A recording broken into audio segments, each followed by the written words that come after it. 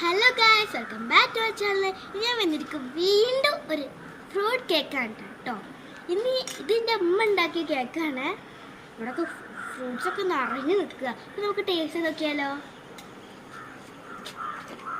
എങ്ങനെ മുറുക്കണ്ടേ? കട്ട് ചെയ്യോ? കട്ട് ചെയ്തോ?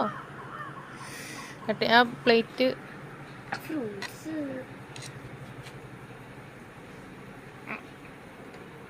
ഉള്ളിൽ ഫ്രൂട്ട്സ് ഉണ്ട് കേട്ടോ.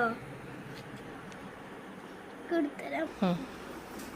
അപ്പൊ നമുക്കിത് ടേസ്റ്റ് നോക്കിയാലോ.